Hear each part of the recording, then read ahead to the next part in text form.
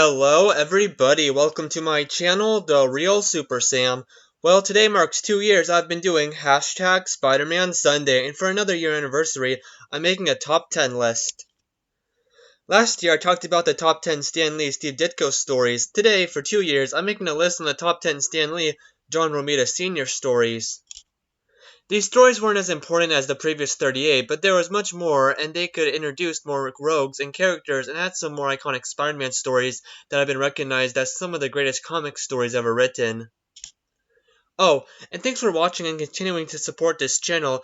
I'm super glad to be making these videos. I know recently they've been slowed down, but I've just been taking some longer time. Anyway, for the 104th hashtag Spider-Man Sunday, let's look at the second phase of Spider-Man writing, which was basically issues 39 through 110. Except another penciler did issue 100, and Roy Thomas wrote issues 101 through 104, just to be technical. Anyway, here is my list. Number 10, Spidey Smashes Out. The Amazing Spider-Man issue 45 puts Spider-Man in a situation he has never been in before, having to fight crime with a broken arm. Fighting his foe, he always takes it easy on the Lizard, now stronger than ever. Unlike last time, Dr. Connors is nowhere to be seen inside the Lizard body. He is full animal now and wants to take over the world, and at the moment, Spider-Man has to try his hardest and use his brains to defeat this foe.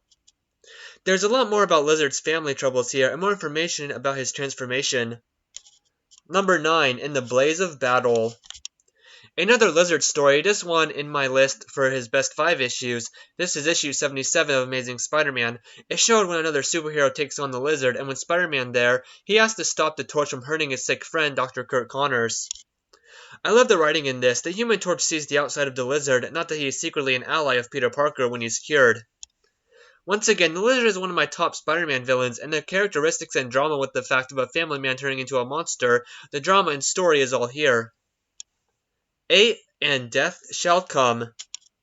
The iconic death of Captain George Stacy story, where Doc Ock knocks down a chimney and George Stacy sacrifices his life to save a little boy. Let me tell you, there is 2 awesome Dr. Octopus vs. Spider-Man battles in this story with huge stakes, but we all know the ending is what matters. At the end, Spider-Man has to witness a death thanks to one of his enemies, the death of his girlfriend's father, Police Captain George Stacy, who reveals a shocking truth that he knows Peter Parker is Spider-Man, and even being a cop, he never revealed it, giving Spider-Man his hardest death since his own Uncle Ben. Number 7, The Birth of the Gibbon. This, issue 110, was the first appearance of Forgotten Rogue, Gibbon, and this was Stan Lee's last Spider-Man issue he ever wrote. The main story with Gibbon is pretty interesting and unique for Spider-Man at the time. Gibbon didn't have to really be a villain, but he snaps after being laughed at and starts to fight Spider-Man. I guess this is almost what Peter Parker would have done to Flash Thompson in school, if not for Uncle Ben's lessons. A great moment of this issue is Spider-Man having to deal with the responsibility to everyone, whether it's good or bad, of being Spider-Man. Number 6, The Vulture's Prey. The Vulture, the original one, has finally returned to comic books, and he is madder than ever in issue 64.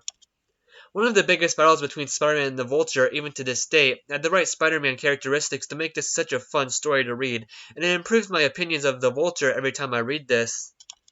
Spider-Man actually meets failure at Vulture's hands. He eventually gets a Vulture to fly away, but he almost dies, but he stays fighting until the bitter end. He kept fighting. Having perseverance is one of Spider-Man's greatest characteristics, and it's one of his toughest moments here. Number 5, To Squash a Spider. The most well-known Mysterio story by many, here Spider-Man seems to have to face a giant Mysterio in a deadly amusement park. Mysterio is my favorite Spider-Man villain, and I love this imagery of a monster Mysterio. This story is also very creative. A short description, but I enjoyed this issue a lot, especially the cat and mouse game. Number 4, Disaster. The Amazing Spider-Man issue 56 had Spider-Man team up with Dr. Octopus since Spidey got amnesia in the last issue. Spider-Man has more powers than we first thought. Here, Spider-Sense keeps him help from not making his life-destroying mistake like take off his mask in front of Dr. Octopus, his greatest enemy. With Spider-Man having amnesia, he doesn't know who he really is, so Peter Parker disappears, and that affects all of the side characters. Peter Parker is more than just Spider-Man's secret identity, and his side characters are more than just being there for Peter Parker. And this may not be the best story to represent those points, but having everybody under one comic cover is great. Mostly I love this story, the concept and the ending with John Jameson, son of J. Jonah Jameson, where John says he still supports Spider-Man, and Spider-Man ultimately does the right thing and stops his greatest enemy, Doc Ock. Number 3, Rocked by the Shocker.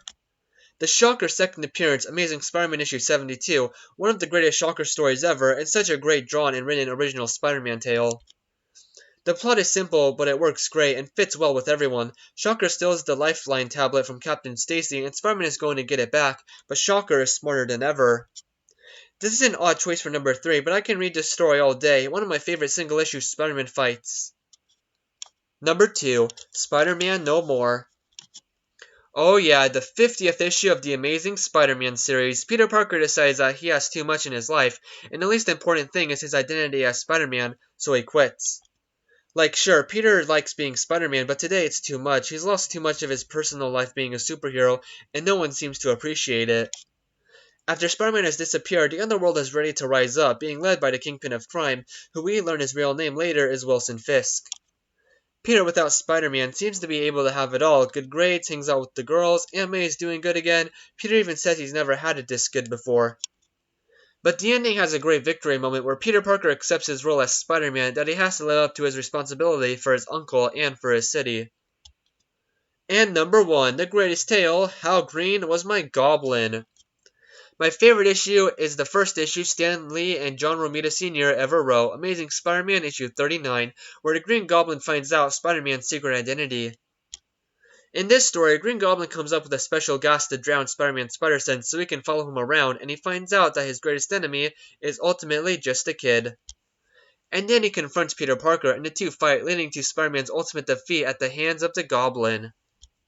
My favorite Stan Lee Steve Ditko issue, maybe my favorite out of all of Stan Lee's written Spider-Man stories. This had everything from the Silver Age of Spider-Man. We get to see all of his important side characters at the time. Spider-Man gets to fight and quip like a pro against some thugs, and a battle for at the end with Peter Parker's greatest enemy, the Green Goblin. And it had a shocking ending leading to part 2, which is almost as good. It's just as not as important as issue 39 was, because this one is definitely the big winner. So this is my favorite Stan Lee John Romita issue, and my list for the top 10 Spider-Man issues by them for 2 years of #Spider-Man Sunday. Thank you for watching this new video, and have a great day.